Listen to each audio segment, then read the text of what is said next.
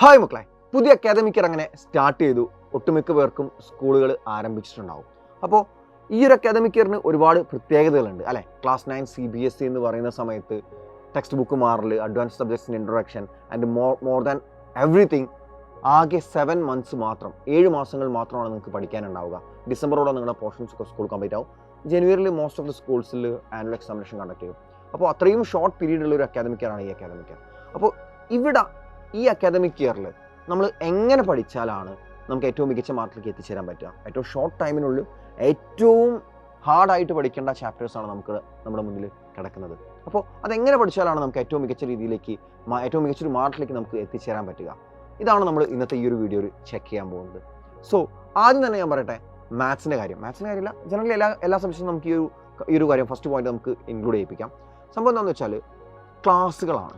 നിങ്ങളുടെ സ്കൂളിലെ ക്ലാസ്സുകളായിക്കോട്ടെ, സൈലത്തിൻ്റെ നിഞ്ച ബാച്ചിലെ ക്ലാസ് 9 CBSEയുടെ ഓൺലൈൻ ട്യൂഷൻ ബാച്ചായിട്ടുള്ള നിഞ്ച ബാച്ചിലെ ക്ലാസ്സുകളായിക്കോട്ടെ, ഈ 2 ക്ലാസ്സുകൾ നിങ്ങൾ മാക്സിമം യൂട്ടിലൈസ് ചെയ്യുക.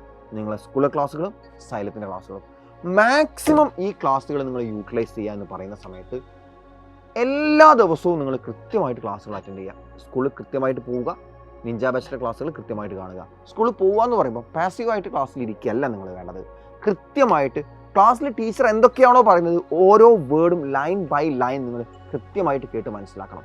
കാരണം നിങ്ങൾ ആ ഒരു ടെക്സ്റ്റ് ബുക്ക് എടുത്ത് ഒറ്റയ്ക്കിരുന്ന് വായിക്കുന്നതും at the same time 5-10 Kollam experience ഉള്ള ഒരു ടീച്ചർ ആ ടെക്സ്റ്റ് ബുക്ക് വായിച്ചിട്ട് അതിൻ്റെ ക്ലാസ് എടുക്കാൻ പ്രിപ്പയർ ചെയ്തിട്ട് ആ ക്ലാസ് നിങ്ങളുടെ മുന്നിൽ വന്ന് എടുത്തു തരുന്നതും എൻ്റർലി ഡിഫറെൻ്റ് ആണ്. കാരണം നിങ്ങൾ ആ ടെക്സ്റ്റ് ബുക്ക് വായിക്കുന്ന സമയത്ത് നിങ്ങൾക്ക് ഒരുപാട് സമയം എടുക്കും ആ ഒരു സിംഗിൾ പേജ് വായിക്കണമെങ്കിൽ.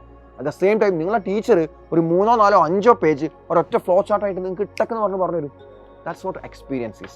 അപ്പോൾ അത്രയ്ക്ക് എക്സ്പീരിയൻസ് ഉള്ള ഒരാളാണ് നിങ്ങളുടെ മുന്നിൽ ക്ലാസ് എടുക്കുന്നതെന്നും ആ ആൾക്ക് നിങ്ങൾക്ക് എങ്ങനെ ഇത്രയും ഔട്ട്പുട്ട്, ഇത്രയും കാര്യങ്ങൾ കൃത്യമായിട്ട് ഡെലിവർ ചെയ്യണം, എങ്ങനെ ഈസി ആയിട്ട് ഡെലിവർ ചെയ്യാൻ പറ്റും, എങ്ങനെ ഈസി ആയിട്ട് എൻ്റെ മക്കളെ പഠിപ്പിക്കാൻ പറ്റും. ഒരു ടഫ് ടോപ്പിക്ക് കണ്ടു കഴിഞ്ഞാൽ, ടെക്സ്റ്റ് ബുക്കിൽ ഒരു ടഫ് ടോപ്പിക്ക് ഞാൻ കണ്ടു കഴിഞ്ഞാൽ ഞാൻ ആദ്യം ആലോചിക്കുക, ഈ ടഫായിട്ടുള്ള കാര്യം എങ്ങനെയാണ് എൻ്റെ മക്കളെ ഈസി ആയിട്ട് പഠിപ്പിച്ചെടുക്കാൻ പറ്റുക?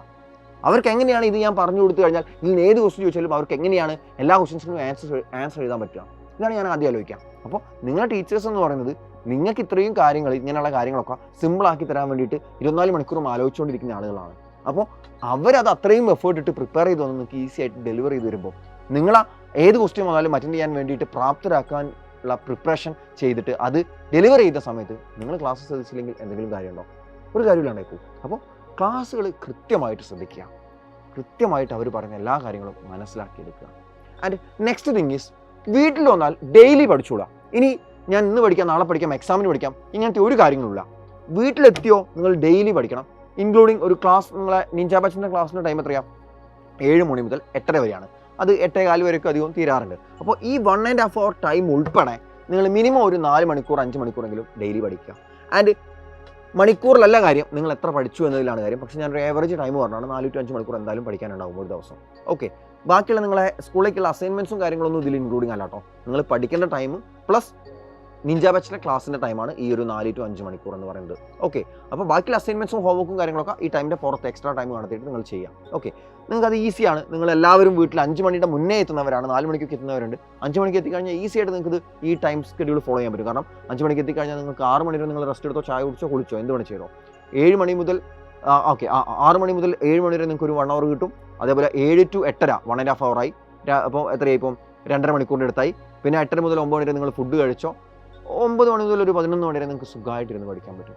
അപ്പോൾ ഈ ഒരു ടൈം എത്തുക എന്ന് പറഞ്ഞാൽ വലിയ ബുദ്ധിമുട്ടുള്ള കാര്യമൊന്നുമല്ല. വേണമെങ്കിൽ രാവിലെ നിങ്ങൾക്ക് സ്കൂളിൽ ലേറ്റ് ആയിട്ട് പോയാൽ മതിയെങ്കിൽ ഒരു 6 മണിക്ക് 6:30ക്ക് എണീറ്റ് കഴിഞ്ഞാൽ നിങ്ങൾക്കൊരു 6:30 to 7:30 പഠിക്കാവുന്നതാണ്.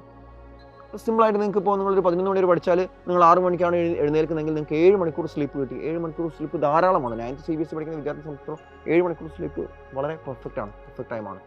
അപ്പോൾ നിങ്ങളൊരു 2-3 ദിവസം അല്ലെങ്കിൽ ഒരാഴ്ച അങ്ങ് കണ്ടിന്യൂ ചെയ്ത് കഴിഞ്ഞാൽ അത് നിങ്ങൾക്ക് ഫിക്സ്ഡ് ആയി, റൊട്ടീനായി. ഇനി നിങ്ങൾക്ക് കൂടുതൽ ഉറങ്ങണമെന്നൊന്നും ഫീലൊന്നും വരില്ല. നിങ്ങൾ ഒരാഴ്ച അത് കണ്ടിന്യൂ ചെയ്താൽ മതി. ഒരാഴ്ച കുറച്ച് ഡിഫിക്കൽട്ട് ആയിരിക്കും. ഉറങ്ങാണ്ട് രാവിലെ എണീക്കാൻ എന്നൊക്കെ പറഞ്ഞാൽ ബുദ്ധിമുട്ടായിരിക്കും. അല്ലെങ്കിൽ 7 മണിക്കൂർ ഉറങ്ങാൻ എന്നൊക്കെ പറഞ്ഞാൽ കുറച്ച് ബുദ്ധിമുട്ടായിരിക്കും. പക്ഷേ ആഫ്റ്റർ 1 വീക്ക് ഇതൊരു റൊട്ടീനായിട്ട് മാറും. ഓക്കെ, ആൻഡ് പഠിക്കുന്ന സമയത്ത് ആക്റ്റീവായിട്ട് പഠിക്കുക. ക്ലാസ്സിലിരിക്കുന്ന പോലെ തന്നെ പറഞ്ഞതാണ്, പാസീവായിട്ട് ഇരിക്കാതെ അല്ലെങ്കിൽ പാസീവായിട്ട് പഠിക്കാതെ ആക്റ്റീവായിട്ട് പഠിക്കുക. നമുക്ക് ഇത്ര സമയമുള്ളൂ, നമ്മുടെ വിലപ്പെട്ട സമയമാണ്. നമുക്ക് എന്തെങ്കിലും ഹോബി ഉണ്ടെങ്കിൽ അത് ചെയ്യേണ്ട സമയമായിരുന്നു. നമുക്ക് ഗെയിം കളിച്ചിരിക്കേണ്ട സമയമായിരുന്നു. നമുക്ക് ചുമ്മാ അച്ഛനും അമ്മയായിട്ട് സംസാരിച്ചിരിക്കേണ്ട സമയമായിരുന്നു നമ്മളിങ്ങനെ സ്പെൻഡ് ചെയ്യാൻ പോകുന്നത്. സോ അത് ആ അർത്ഥത്തിൽ തന്നെ മാക്സിമം യൂട്ടിലൈസ് ചെയ്യുക. ഐ മീൻ മാക്സിമം പഠിക്കാനായിട്ട് മാറ്റി വെക്കുക. അല്ലാണ്ട് ബുക്കും തുറന്ന് വെച്ച് എന്താ പറയുക സ്വപ്നവും കണ്ടിരിക്കാതിരിക്കുക. മാക്സിമം യൂട്ടിലൈസ് ചെയ്ത് പഠിക്കുക. ആൻഡ് മാത്സ് ആണെങ്കിൽ നിർബന്ധമായിട്ടും എഴുതി പഠിക്കുക. എഴുതി പഠിക്കുക എന്ന് പറയുമ്പോൾ നിങ്ങൾ ക്ലാസ്സിൽ ടീച്ചർ ഒരു പ്രോബ്ലം പഠിപ്പിച്ചിട്ടുണ്ട്, അല്ലെങ്കിൽ നിഞ്ച ബാച്ചിൽ ഞാനൊരു പ്രോബ്ലം പഠിപ്പിച്ചിട്ടുണ്ടെന്ന് വിചാരിക്കുക.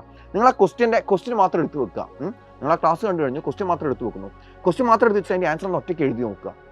എഴുതി നോക്കിയിട്ട് ഞാൻ ക്ലാസ്സിൽ പഠിപ്പിച്ച ആൻസറുമായിട്ട് കമ്പയർ ചെയ്യാം. നിങ്ങളുടെ ആൻസർ എന്തെങ്കിലും ഡിഫറൻസ് ഉണ്ടോ, എന്തെങ്കിലും മിസ്റ്റേക്ക് ഉണ്ടോ, ഇനി നിങ്ങൾ സ്റ്റെക്കായി പോയി അന്നപ്പോഴും ഈ പറഞ്ഞ പോലെ ആൻസർ നോക്കുക, ഞാൻ തന്നിട്ടുള്ള ആൻസർ നോക്കുക.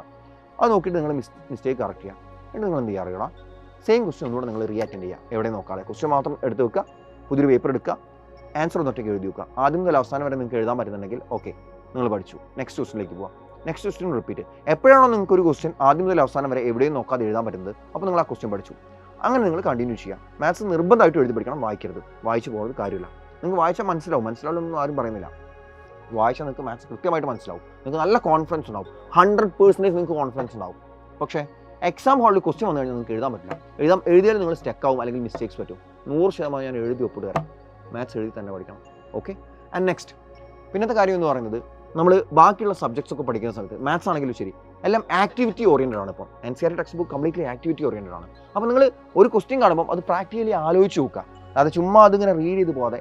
ഇപ്പം രാജു കടയിൽ പോയി എന്ന് പറയുമ്പോൾ രാജു കടയിൽ പോകുന്നത് നിങ്ങൾ ആലോചിക്കുക. ഓക്കെ, രാജു കടയിലേക്ക് നടന്നു പോകുന്നു, അവൻ പെന്ന് വാങ്ങുന്നു, ഇത്ര പെന്ന് വാങ്ങുന്നു, 3 പെന്ന് വാങ്ങുന്നു, 4 പെൻസിൽ വാങ്ങുന്നു. അപ്പോൾ നിങ്ങളാണ് രാജുവിൻ്റെ സ്ഥാനത്ത് നിങ്ങൾ ആലോചിക്കുക. എന്നിട്ട് അങ്ങനെ നിങ്ങൾ പ്രാക്ടിക്കലി ഓരോ സിനാരിയോസും ആലോചിച്ച് നോക്കിക്കൊണ്ട് പഠിക്കാൻ ശ്രമിക്കാം. ഓക്കെ. അപ്പോൾ ഈ കാര്യങ്ങളൊക്കെ നിങ്ങൾ കൃത്യമായിട്ട് ഒന്ന് ശ്രദ്ധിക്കാം. അതോടൊപ്പം പ്രോപ്പറായിട്ട് റിവൈസ് ചെയ്യുക.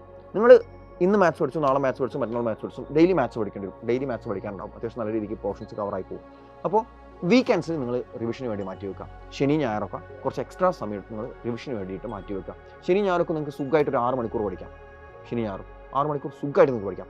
എന്നാലും നിങ്ങൾക്ക് എത്രയോ സമയം ബാക്കിയായിരിക്കും.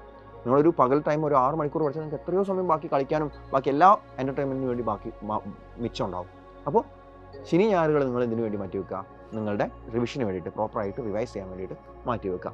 അങ്ങനെ നിങ്ങൾ കൃത്യമായിട്ടൊരു എന്താ പറയുക ഒരു പ്ലാൻ, ഒരു അക്കാദമിക് പ്ലാൻ ആദ്യം മുതലേ സെറ്റ് ചെയ്ത് വെച്ച് കഴിഞ്ഞാൽ നിങ്ങൾക്ക് എന്താണ് 9th ഒരു സ്ട്രോങ് ആയിട്ടുള്ള ഫൗണ്ടേഷൻ ലഭിക്കുന്നതോടൊപ്പം തന്നെ നിങ്ങൾക്ക് കൃത്യമായിട്ടുള്ള മാർക്കുകളും ലഭിക്കുന്നതായിരിക്കും. 9th തന്നെ കൃത്യമായിട്ട് മാർക്ക് കിട്ടും. 10th ഫൗണ്ടേഷൻ മാത്രമല്ല 9th കാര്യം. 9th നിങ്ങൾക്ക് നല്ലൊരു മാർക്ക് കിട്ടി, നിങ്ങളുടെ പാരൻസ് ഹാപ്പി ആയിരിക്കും, നിങ്ങൾ ഹാപ്പി ആയിരിക്കും, നിങ്ങളുടെ ടീച്ചേഴ്സ് ഹാപ്പി ആയിരിക്കും. ഓവറോൾ നമ്മുടെ മെൻ്റൽ ഹെൽത്ത് ഭയങ്കര നന്നായിട്ട് വരും. അതായത് നമ്മൾ ലേസി ആയിട്ടിരിക്കുന്നതിനേക്കാളും കുറച്ചുകൂടെ നമുക്ക് ഹാപ്പിനെസ് കിട്ടപ്പോഴറിയോ നമ്മൾ പ്രോപ്പറായിട്ട് വർക്ക് ചെയ്യുമ്പോഴാണ്. നമ്മൾ പ്രോപ്പറായിട്ട് പ്രൊഡക്റ്റീവായിട്ട് നമ്മൾ ഓരോ കാര്യങ്ങൾ ചെയ്തു തീർക്കുമ്പോൾ നമുക്കൊരു ഡോപ്പമിൻ റഷ് കിട്ടാണ്ട് ആ റഷ് നമ്മൾ ഒരിക്കലും വിടാതെ ആ ഒരു മൊമെൻറ്റം കണ്ടിന്യൂ ചെയ്ത് പോയി കഴിഞ്ഞാൽ നമ്മൾ ഭയങ്കരമായിട്ട് നല്ലൊരു ഫീൽ ഗുഡ് ആ ഒരു ഫീലിലേക്ക് നമ്മൾ എത്തിച്ചേരാനുണ്ട്. അപ്പോൾ അതുകൊണ്ട് നമുക്ക് കംപ്ലീറ്റ്ലി അഡ്വാൻറ്റേജസ് ഉള്ളൂ. ഈ പറഞ്ഞ പോലെ 10th ഒരു പ്രോപ്പറായിട്ടുള്ള സ്ട്രോങ് ആയിട്ടുള്ള ഫൗണ്ടേഷൻ നമുക്ക് ലഭിക്കും. 9th നമുക്ക് എല്ലാ സബ്ജക്ട്സിനും മാർക്ക് കിട്ടും. അഡ്വാൻസ് സബ്ജക്ട്സ് ഒക്കെ പഠിക്കാൻ നമുക്ക് ഈസി ആയിട്ട് പഠിച്ചെടുക്കാൻ പറ്റും. അങ്ങനെ ഒട്ടനവധി കാര്യങ്ങളാണ് നിങ്ങൾ ആദ്യം മുതലേ ഞാൻ ഈ പറഞ്ഞ കാര്യങ്ങളൊക്കെ ശ്രദ്ധിച്ചാൽ നിങ്ങൾക്ക് ഈ ഒരു അക്കാദമിക് ഇയറിൽ ലഭിക്കാൻ പോകുന്നത്. സോ ഇതൊരു ബേർഡനായിട്ട് കാണാതെ ഒരു എന്താ പറയുക, നമുക്ക് എന്തായാലും പഠിക്കണം, നമുക്ക് നല്ലൊരു ജോലി വേണം, നമുക്ക് നല്ല സാലറി വേണം, നമുക്ക് ജീവിക്കണമെങ്കിൽ ഒരുപാട് പൈസ വേണം, നമ്മുടെ ആഗ്രഹങ്ങളുണ്ട്, നമുക്ക് കാറുകൾ വാങ്ങാനുണ്ട്, ഒരുപാട് കാര്യങ്ങൾ നമുക്ക് മുന്നിൽ കിടക്കുന്നുണ്ട് അല്ലേ. അപ്പോൾ ഈ ആഗ്രഹങ്ങളൊക്കെ നമുക്ക് എന്താ പറയുക അച്ചീവ് ചെയ്യാൻ പറ്റണമെങ്കിൽ നമ്മൾ നല്ല രീതിക്ക് പഠിക്കാനേ വേണം. സോ അതൊരു എന്താ പറയുക നമ്മളെ ഈ ഇപ്പോഴത്തെ ഒരു ഡ്യൂട്ടി ആയിട്ട് കണ്ടുകൊണ്ട് നിങ്ങൾ കറക്റ്റായിട്ട് പഠിച്ചുകൊണ്ട് എൻജോയ് ചെയ്ത് പഠിച്ചുകൊണ്ട് മുന്നോട്ടേക്ക് പോവുക. സോ മക്കളെ, ദാറ്റ്സ് ഓൾ ദ ബെസ്റ്റ്.